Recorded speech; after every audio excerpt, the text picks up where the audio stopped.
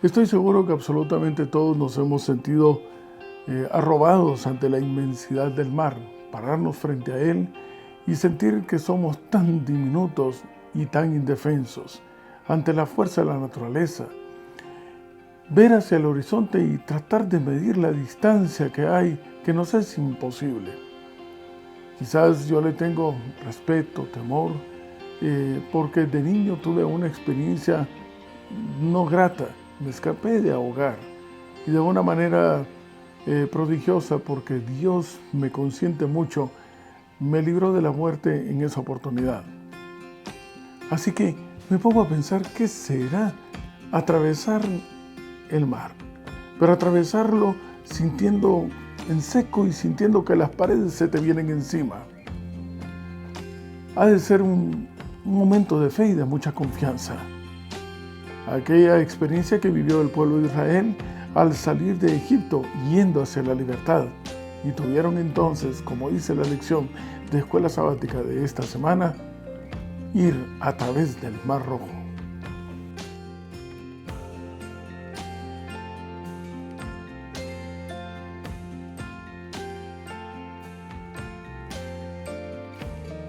Y me encuentro en el Nuevo Testamento, en el libro de Juan, en el capítulo 14 y el verso 27. Y la palabra de Dios dice: la paz os dejo, mi paz os doy.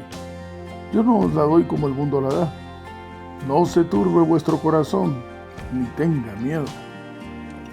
El temor es algo que siempre ha también sobrecogido el corazón del ser humano ante circunstancias en las cuales siente que él no tiene control, que no puede manejar. Y esto nos lleva a seguir considerando cómo fue entonces la salida del pueblo de Israel de Egipto, de aquella opresión de tantísimos años. Y para esto quiero pedirles que vayamos entonces ahora al Antiguo Testamento, en el libro de Éxodo, en el capítulo 12 y el verso 32.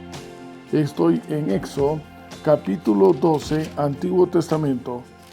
Éxodo, capítulo 12 y verso 32. Y la palabra de Dios dice: tomad también vuestras ovejas y vuestras vacas, como habéis dicho, e idos, y bendecidme también a mí. Aquí está hablando el faraón después de que ha tenido la dolorosa experiencia de perder a su primogénito.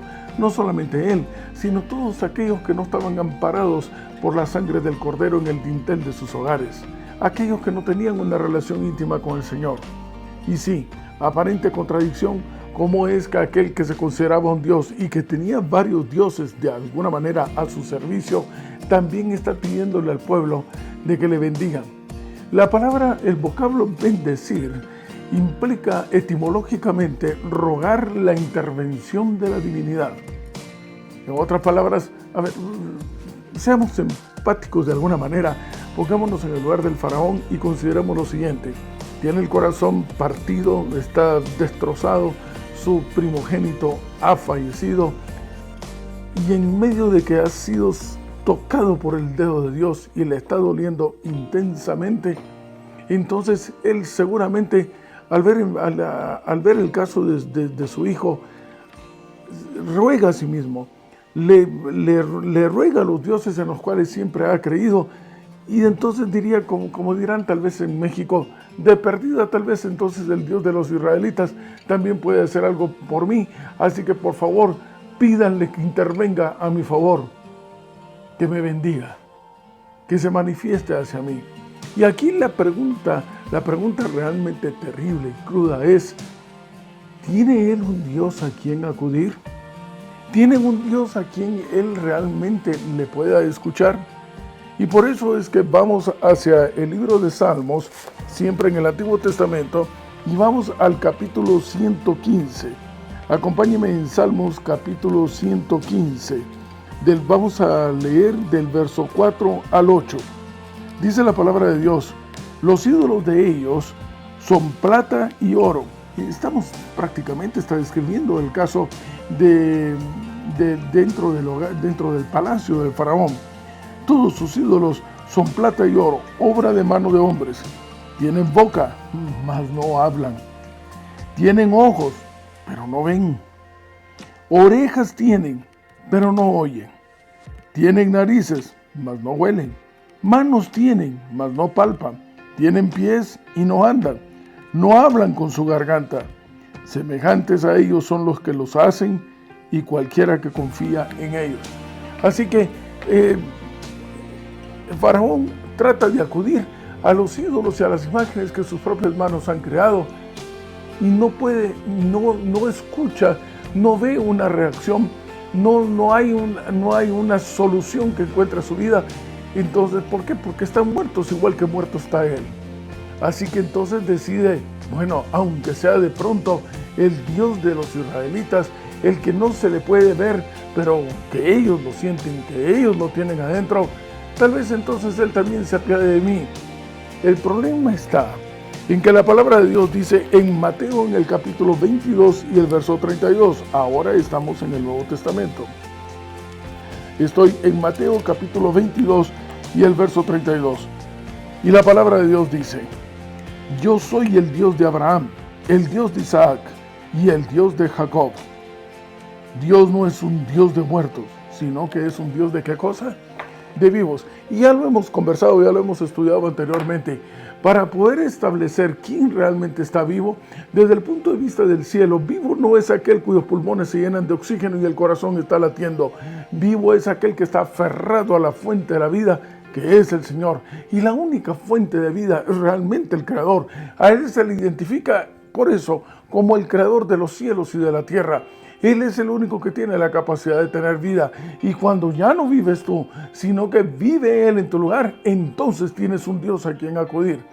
Y lo hemos estado estudiando también en las semanas anteriores respecto a que parece que el pueblo de Israel, mientras tenía rota esa relación íntima con Dios, no tenía un Dios a quien acudir. Estaban muertos. Es que, apreciado amigo y hermano, si tu relación con el Señor está rota, no tienes a un Dios a quien acudir. Tú puedes solicitar su intervención, puedes solicitarla por interés, puedes solicitarla por la razón que tú quieras, por una enorme desesperación, por necesidad. Sin embargo, la pregunta es, ¿te está escuchando? Y no es que Él sea sordo, es que tienes un Dios a quien acudir. O estás acudiendo a alguien que previamente, al igual que Faraón, le ha dicho, yo no sé quién es Él, yo no le conozco, entre Él y yo no existe una relación. Así que, básicamente, primero, cuando reconocemos quiénes somos nosotros, que somos nada, y reconocemos quién es el que lo es todo, y decidimos entonces establecer una relación íntima, dejarle entrar en el corazón, entonces tú puedes decir que cuentas con un Dios. Entonces tú puedes decir que ahora tienes papá. Tienes un papá que tiene la capacidad de poder satisfacer todas tus necesidades. Y el problema del faraón era ese precisamente. Él no tenía un Dios a quien acudir. No tenía un Dios vivo que le pudiera escuchar.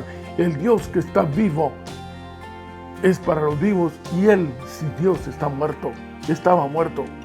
Y esa es la razón también por la cual vemos a un Dios que se manifiesta poderosamente, yendo hacia adelante, cubriendo las espaldas del pueblo de Israel al salir entonces de Egipto. Le va protegiendo igual, exactamente igual, como te protegerá a ti y a mí, si ya no vivimos nosotros, sino que vive Él en nuestro lugar. Llegan al Mar Rojo, y saben ustedes que al investigar acerca de este vocablo de Mar Rojo, pareciera que hay una confusión al llamarle rojo, que es la coloración que eventualmente puede dar por muchas algas, una especie que existe ahí en este mar. Pero es un mar grandísimo. Y realmente también se le conoce, o en términos originales, debido a esas algas, como el mar de los juncos. Ahora bien, tome un poquito en consideración lo siguiente. El mar es grande, estamos hablando en su parte que cubre aproximadamente 2.000 kilómetros. En su parte más ancha son más de 500 kilómetros de ancho. En la parte más angosta llega a unos 26 kilómetros. La profundidad media es de 500 metros. 500 metros. Dios mío, era lo que les decía al principio. ¿Se pueden ustedes imaginar ir caminando en medio de un sendero que se ha secado, que todavía se le ve la humedad, quizás un par de charcos aquí por allá, pero cuyas paredes miden 500 metros de altura? medio kilómetro hacia arriba. Y nos sentimos igualmente, seguimos sintiéndonos insignificantes, pero el Señor va delante del pueblo de Israel, el Señor está detrás del pueblo de Israel, están acampando al abrigo del Altísimo, y por eso es que moran bajo la sombra del Omnipotente. Ahora bien, aquí hay un punto a considerar solamente por un dato curioso, y es que dice la palabra de Dios en Éxodo capítulo 14 y verso 2. Acompáñenme para poder tratar de determinar cuál probablemente pudo haber sido el lugar de cruce del pueblo de Israel. Estoy en Éxodo, en el capítulo 14. Éxodo capítulo 14. Estoy en Éxodo en el capítulo 14 y el verso 2. Y dice la palabra de Dios: di a los hijos de Israel que den la vuelta y que acampen delante de Pi Hahirot, entre Migdol y el mar hacia Baal Zephón. Delante de él acamparéis junto al mar. Este lugar, los arqueólogos lo han considerado, lo han determinado como el Golfo de Aqaba. Esta es una área en donde el lado más estrecho mide aproximadamente unos 50 kilómetros. Siempre tiene una cierta cantidad de profundidad, pero dista a 400 kilómetros aproximadamente de Egipto. Si hacemos un cálculo del promedio de 4 a 5 kilómetros por hora, que es lo que una persona puede estar caminando, y en el caso que caminara las 24 horas, al pueblo de Israel aproximadamente le llevó como de 4 a 5 días poder llegar a esta área que sería la más cercana de Egipto, del Cairo. Ahora bien, aquí hay un punto también a considerar. Recordarán ustedes de que al día siguiente de iniciar la salida de Egipto, inicia también la fiesta de los panes sin levadura, la cual se celebra durante 7 días. Flavio Josefo considera que al pueblo de Israel le llevó aproximadamente como 5 días llegar al punto en el cual se siente encerrado entre el Mar Rojo o el mar de Juncos y el ejército del faraón, quien entonces reacciona y decide ir detrás de ellos. Ahora, cruzar este estrecho, bueno, si lo vamos a ver desde el punto de vista también kilómetros a pie, aproximadamente les debió haber llevado como unas 5 horas. Geográficamente, en la actualidad, se considera de que hay muchos arrecifes en el Mar Rojo. Estos, bueno, estamos hablando de arrecifes bastante altos, y si estamos hablando también de aproximadamente 2 millones de personas, sin tomar en cuenta mujeres, niños y egipcios que les acompañaban, malos animales, etc.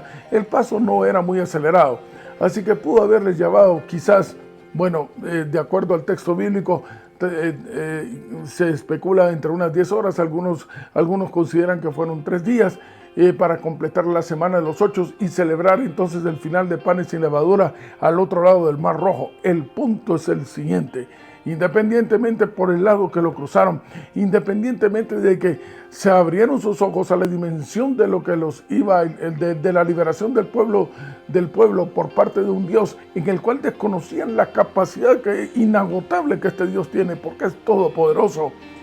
Al verse encerrados, algunos reclamaron, otros tenían fe, otros estaban simplemente esperando. Algunos dijeron, bueno, pues preferimos quizás morir aquí y no en Egipto. Otros estaban arrepentidos de haber salido. Hay diferentes suelos en donde se ha sembrado la semilla, pero aquellos que están movidos por la fe tenían la esperanza que de alguna manera, aunque no lo supieran, el Señor se iba a manifestar poderosamente. Y ese es el caso probablemente que en este momento puede estar agobiando alguna dificultad que tú tengas en tu vida.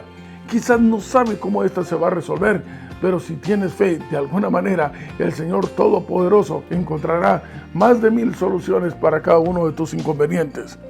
Así que sigamos adelante. Al verse enfrente del mar, ese temor que les digo que sobrecoge el corazón fue exactamente quizás la misma situación que empezó a experimentar el pueblo de Israel. Y la palabra de Dios dice entonces en Éxodo, en el capítulo 14 y el verso 13: y Moisés dijo al pueblo, no temáis, estad firmes. Y aquí me quiero detener por un instante, no tengan miedo. La primera vez, lo hemos dicho algunas veces, la primera vez que aparece el vocablo miedo, que no está dentro del léxico de Dios, se encuentra en Génesis capítulo 3 y el verso 10. Y el hombre tuvo miedo, pero tuvo miedo exactamente después de que ha roto su relación íntima con el Señor. Está por sí mismo, está por su propia cuenta. Tiene razón de tener miedo porque está muriendo, dado que él mismo se ha desconectado de la fuente generadora de vida, que únicamente es el creador del universo. En otras palabras, hagamos una traducción de la solicitud entonces de Moisés hacia el pueblo de Israel. Apreciados amigos, pueblo en general, israelitas que me están escuchando, guarden silencio y pongan atención. No rompan su relación íntima con el Creador. Manténganse en esa relación constante. Tengan fe. No se desconecten de Él, porque mientras estén conectados a Él, tendrán vida. Y entonces podrán estar, como dice la palabra de Dios, podrán estar firmes. Podrán estar de pie. Apreciado amigo y hermano, esta máxima sigue siendo de actualidad. Si tú y yo nos mantenemos conectados al Señor, podremos entonces estar de pie en medio de las circunstancias más difíciles, incluso de las imposibles, porque Él es un Dios de imposibles. Podremos entonces darle la respuesta a Apocalipsis capítulo 6 y el verso 16. ¿Y quién podrá estar en pie? Únicamente aquellos que están aferrados a la fuente de la vida, que tienen una conexión con el Creador. Así que no se distraigan, no se desconecten de Dios, manténganse firmes. Y dice la palabra de Dios: ved ahora la salvación que Jehová hará hoy con vosotros, porque los egipcios que hoy habéis visto, ese mundo del cual están saliendo de esclavitud, nunca más, por siempre, ustedes los volverán a ver. Y esto me lleva entonces a la misma reflexión que le hizo el Señor a los apóstoles. Estoy ahora en Juan, en el capítulo 14 y el verso 27. Tome nota que es exactamente la misma reflexión, la que hoy iniciamos el estudio. Verso 27 del capítulo 14 de Juan. La paz os dejo, vamos, manténganse en paz, estén tranquilos, tal como les dijo Moisés. Estén tranquilos porque soy yo el que los va a tranquilizar, es que yo estoy delante de ti. Yo no te la doy como el mundo la da, que el mundo es pasajera mientras te satisface la necesidad que tienes en el momento. No, la mía es eterna porque yo soy eterno. No se turbe vuestro corazón, no se confundan, vamos, no se alteren, no pierdan la calma, no tengan miedo, manténganse en una relación conmigo. Y ese fue el último mensaje que le deja el Señor a sus discípulos, un mensaje que ha viajado a través de los años, de cientos de años hasta la actualidad, y sigue siendo el mismo para ti y para mí. No se turbe vuestro corazón, no te desconectes del Señor. Llénate de paz, pero la paz que solamente Él da, porque Él es la única pieza que le hace falta al rompecabezas de tu vida. Sigue diciendo la palabra de Dios que como inmediata causa a la liberación del pueblo de Israel, cuando, bueno, ustedes ya saben, la historia nos habla acerca de que el ejército de egipcio va detrás del pueblo de Israel, y de repente al despuntar el alba, las paredes entonces del Mar Rojo se desploman, caen sobre ellos y mueren absolutamente todos. Pero lo que nos lleva a la consideración es Éxodo capítulo 15. En Éxodo capítulo 15 vamos a descubrir el por qué entonces se habla de que el pueblo de Dios del tiempo del fin canta el cántico de Moisés. A partir del verso 1 del capítulo 15 se nos relata el cántico de Moisés y de María, que habla acerca de darle la honra y la gloria a Dios por la liberación. Han salido de la muerte para la vida, pero para la vida en la cual tienen ahora sí un Dios a quien acudir. Y esto es precisamente la experiencia de aquellos que vivirán en el tiempo del fin, aquellos que podrán ver al Señor. Esperamos estar nosotros entre ellos, sin haber visto la muerte, podernos encontrar con el Señor. Dice la palabra de Dios en Apocalipsis, en el capítulo 14 y el verso 3, este pueblo bendito cantará un cántico nuevo delante del trono, delante de los 4 seres vivientes y de los ancianos. Nadie podía aprender el cántico, sino aquellos 144,000. ¿Por qué? Porque fueron redimidos de entre los de la tierra. Apreciados amigos y hermanos, pregunta: aparte situémonos otra vez en la circunstancia difícil de cruzar el Mar Rojo. Alguien más que no fuese el pueblo de Israel podría haber estado tan gozoso como ellos, cantar lo que cantaron, sentirse tan liberados cuando vieron sucumbir al ejército egipcio y se vieron al final de una manera inexplicable humanamente del otro lado, a 50 kilómetros del otro lado de un mar que los separaba y sin un solo rasguño.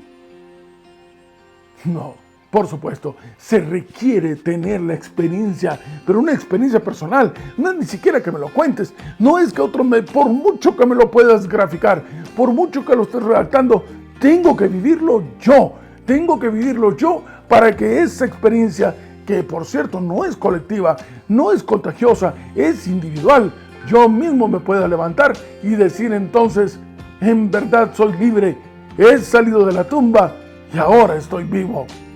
Esa es la razón por la cual el canto de Moisés, ese canto que nos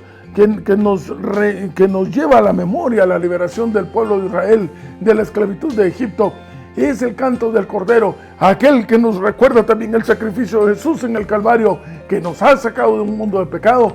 Esa experiencia personal, únicamente aquellos que ya no vivan ellos, que le han abierto la puerta del corazón a Jesús, pueden experimentar y entonces pueden sentir lo que es en verdad ser rescatados de entre los de la tierra. Apreciados amigos y hermanos, esa historia de liberación de un poder extraordinario, cosas que ojo no vio, que oído no ha escuchado, cosas que ni siquiera suben a la mente del hombre. ¿Cómo lo hará el Señor? ¿Qué más da? El punto es el siguiente: debes de asegurarte únicamente de una cosa, que tengas un Dios a quien acudir. Y ese Dios solo hay uno, y está vivo, y es el creador de los cielos y de la tierra. Él es el que está tocando la puerta de tu corazón.